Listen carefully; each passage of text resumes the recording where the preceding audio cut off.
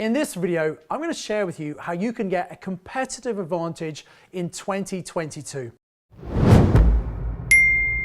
My name's Simon Zutshi. I've been investing for over 26 years. And this is actually video number 3 in a series of 3 videos that's going to explain how you can really smash it in 2022. Now, I do hope you watched video number 1 and video number 2. Thanks to everyone who's watched and all the comments. I'm going to answer lots of the questions that were raised from those first 2 videos in this video. And I'm going to share with you explicitly how you can compete in this booming market and get great deals and beat the competition and actually pay more for properties but cost you less in your pocket. Now, that might not make sense, but it's going to all make sense when you watch this video.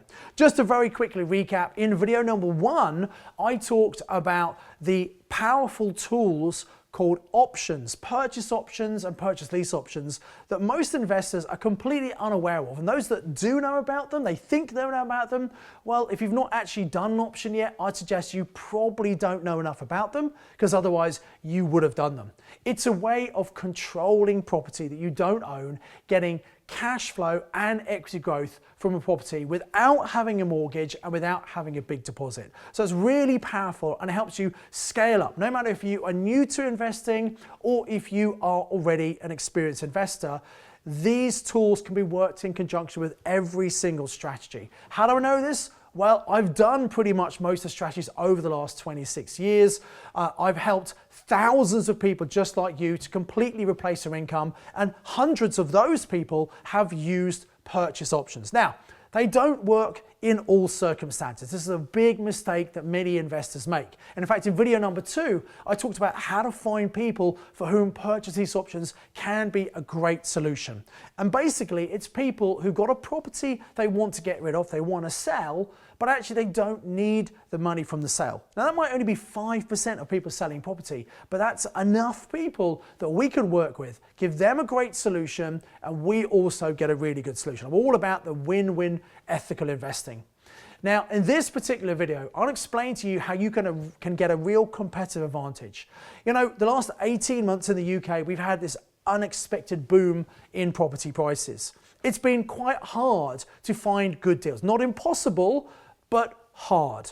And even though that's happened, we've had many of my students have found heavily discounted deals, or they've done creative deals such as purchase lease options and vendor finance, because that particular solution happened to work very well for the seller. And the whole point is we want to look for people who've got the right circumstances so we can help them and give them what they want. They're going to be more flexible and give us what we want. And the amazing thing about these strategies is that we have to put less money in because we don't have to put a big deposit in. We don't have to get a mortgage. So you get a much higher return on investment. So let me explain explicitly how you can do this. In a booming market, most sellers want to get the most they possibly can for their property. Now, the large group of sellers, they want the money from the sale because they want to use the money for something else. They want to buy another property, they want to invest in cryptocurrency, put it into a business, whatever it is, they need the money now. But there's a smaller group of sellers who don't want the property, and when they sell it, if there is equity, they'll probably just put the money in the bank and it will do nothing for them. So what we can do, whilst other investors, people like us, are out there trying to offer below the market value, we can go and offer the seller the full market price, or maybe even slightly more than the market price, if they're flexible on the terms. What do I mean by that? Well, rather than us buying the property right now, we can help them make more money than if they sold right now, if they're flexible on when they actually get paid. That's why it only works for people who don't need the money right now. And as I explained in video number 2, actually landlords are perfect people to do these purchase lease options with. Why? Well, first of all, they might be selling properties because they're retiring, or they're a tired landlord, a distant landlord. They just don't want the property anymore. They don't really need the money. And that's a key criteria we need to look for. If that's the case, we can offer them more than someone else who's offering to buy it right now. Let me explain. So let's say a property might be worth £300,000. As a normal investor buying it, we'd want to pay a lot less than that. But we can actually go and offer that full market price, or even maybe slightly more than that market price. Now, when the owner of the property, the landlord, sells that property, remember, they're going to lose all of their rental income, but instead they're going to get a lump of money after paying the tax they can put in the bank. But we know they're not going to get a great return on that money. So we're going to give them an alternative that's going to help them make far more money from the property than it's worth right now.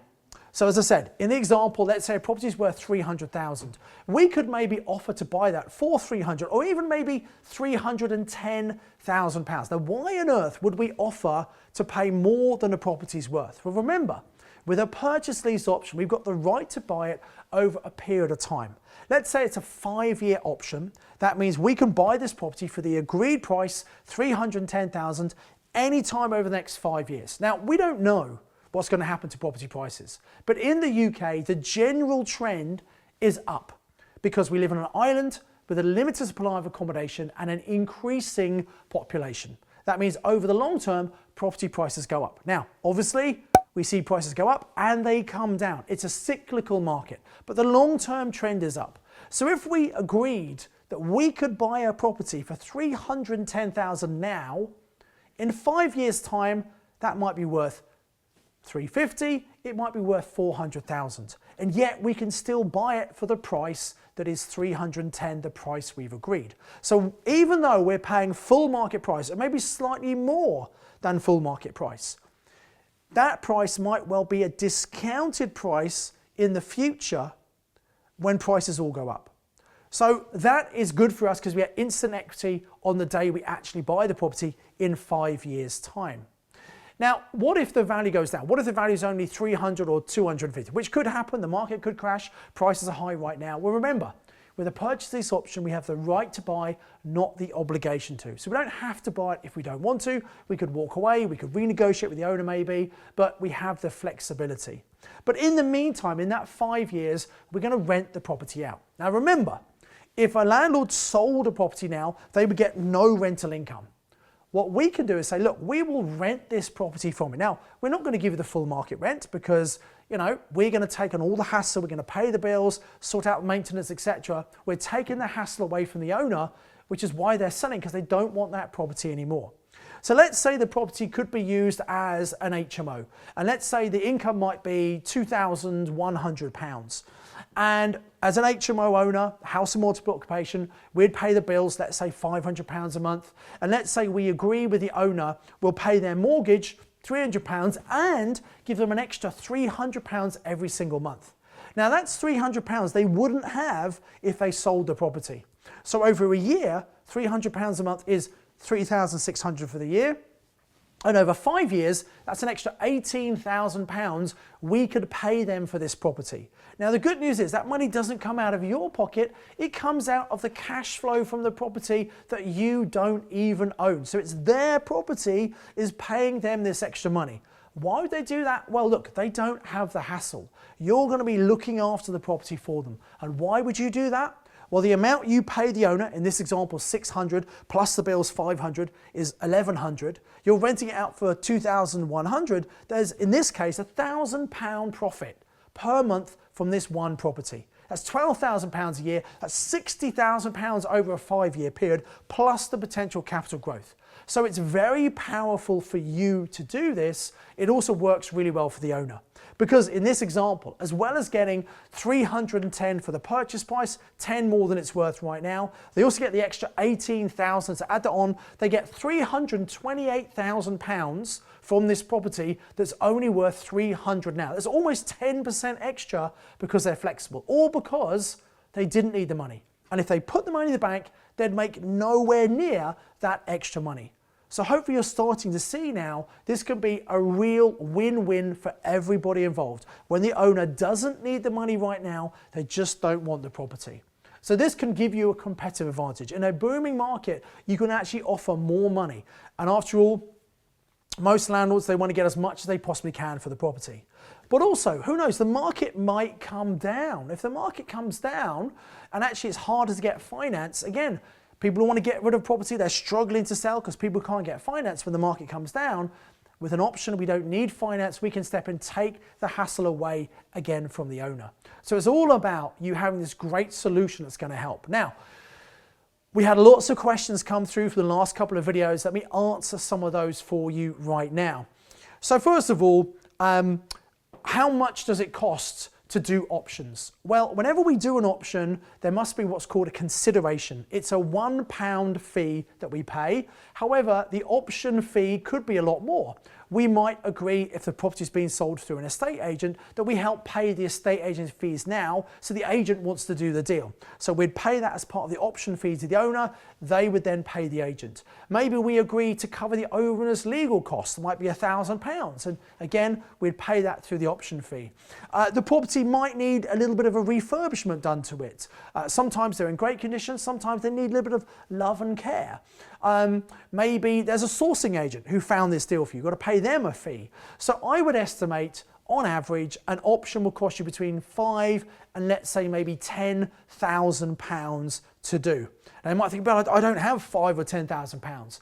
Here's the thing, just like any other property deal, if it's a good deal, there are people you can meet at property networking events, at property training seminars who've got money, but they don't have the knowledge or the time or the inclination to find deals. So you can go and find these deals, borrow the money from other people, either on a fixed rate return or even make them a joint venture partner, cut them in on some of the deal, so you can do this absolutely no money down. In fact, there are some commercial brokers who will arrange business finance. By the way, one of the questions was, should I do this in my own name or in a company? We recommend that you always put the option into a company structure. By the way, you always make it assignable, so you can assign it to someone else if you want. But put it into a company, because if you decide not to actually exercise and sell it to someone else, you can maybe have the right to buy this property for $310,000 and it's suddenly worth $380, and to make sure you sell it at a slight discount at $350. The difference between the sales price and the option price, in this case $350 for sale, $310 for the option price, that $40K comes to you as profit. Now, if you do it in your own name, that would come as income tax. And if you're a high rate taxpayer, that's a lot of tax you're going to be paying. If you put it into a company structure, well, then you just pay corporation tax on it. So always put your options into a company structure is the best way to do it. Okay? So, the other thing is, do I have to use solicitors? You know, there are some trainers out there who say, look, you could just agree an option on a piece of paper on a kitchen table. And whilst, yes, you can, that is a legally binding document. If it was ever challenged and they went to court, the owner could say, oh, this investor promised me this, promised me that, and the judge might decide to rip the contract up. So by using solicitors for you and also for the seller, it means the seller's completely aware of what they're doing. We're not trying to trick or con anyone. We want them to be fully bought in, to understand how this really works for them and works for us. Everything's contracted through solicitors. It's far less likely that could ever be challenged in court. Okay, so always to protect yourself and to protect the seller, make sure you use solicitors who understand what they are doing. What happens if the owner of the property dies before the 5 years? Or 7 years, or however long the option contract is? Well, look, none of us know how long we've got. Something could happen. And so it's important to understand that there's this legally binding contract. That contract goes into the estate. So the problem might come if there's a mortgage on the property, and sometimes we do an option on a property where there's a mortgage, sometimes there isn't. But if there's a mortgage, if someone dies, normally the mortgage company want that mortgage clearing within a year or so, because they don't like having mortgages in the names of dead people, which is fair enough. So the worst case scenario is maybe you need to actually buy the property sooner than you expected because that person's died and the mortgage company want the mortgage paying off. If there is no mortgage, that's not a problem and the contract would run its natural length. Now, from an ethical point of view, if you're doing an option with an older person, theoretically, they're getting towards the end of life, there's more chance they could die before the end of the contract.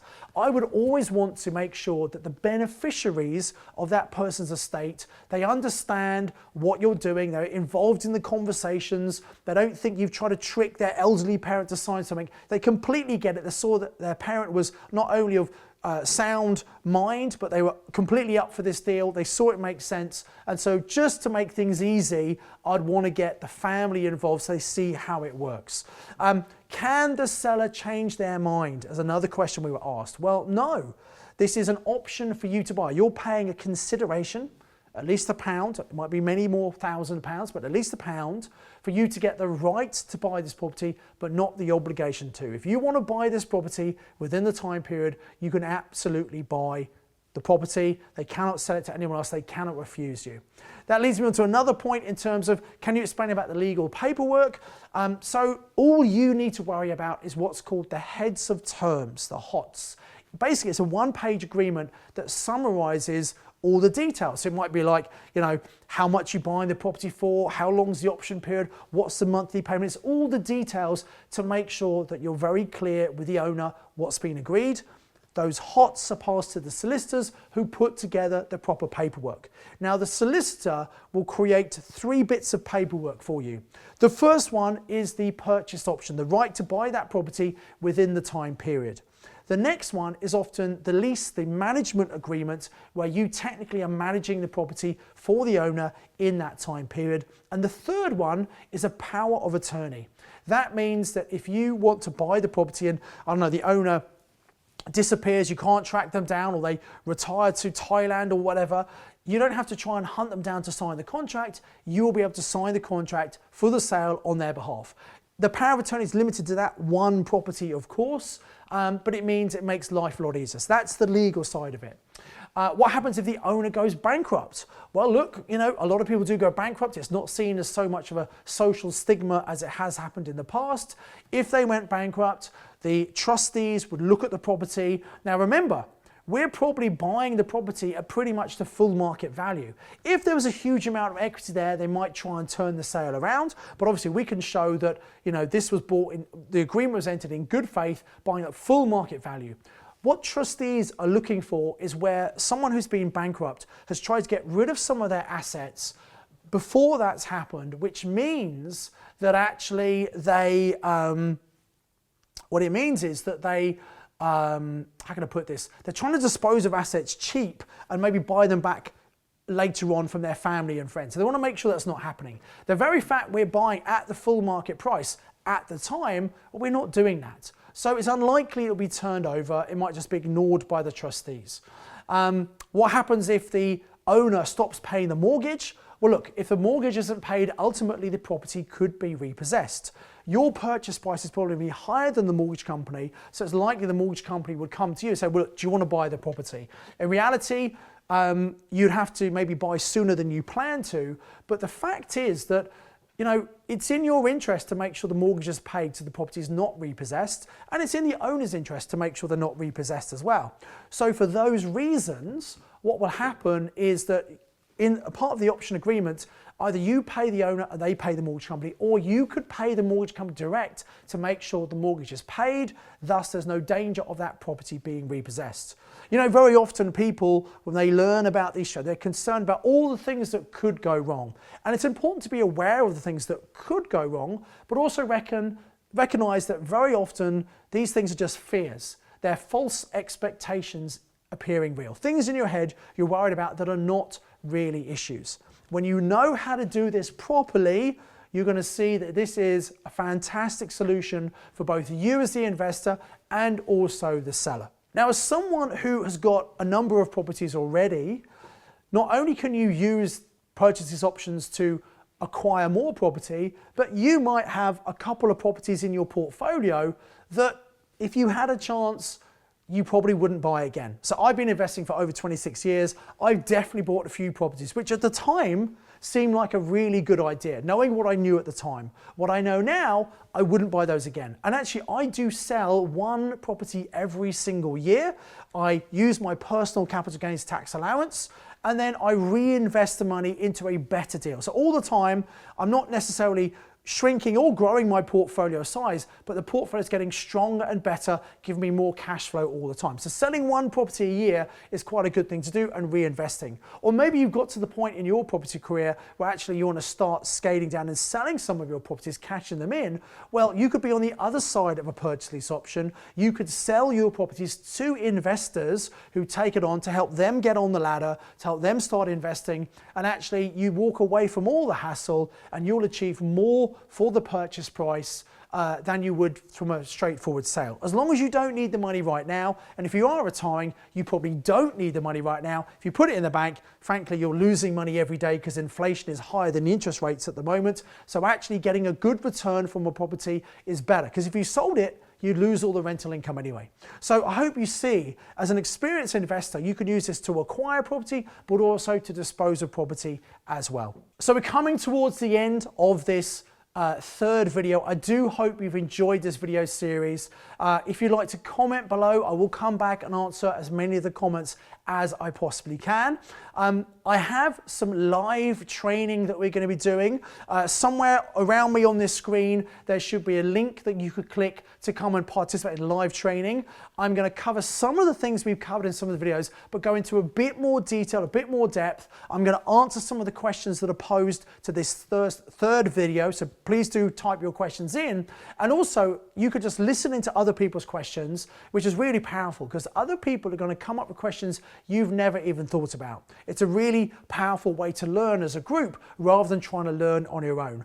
Or if you've got questions that you want answering that haven't been answered in this video series yet, it's a great question for you to pose those questions to me, and I'll answer as many as I can in the live training. So look around here, there's going to be a link to come and join me on some live training. Put the date in your diary and explain how you can make 2022 a fantastic year by using these advanced tools that most investors are completely unaware of. So click on the link and come and book that further training with me. And finally, I'd love if you could like this video. And if you haven't subscribed to my YouTube channel, click and subscribe, hit the bell icon, you'll get notified whenever these videos come out. So as ever, I'd encourage you to invest with knowledge, invest with skill. I do have another video lined up for you I think it's going to be interesting to watch, but also remember that link which is going to be below the video to click to come and get access to the live online training with me to get all your questions answered about purchase lease options.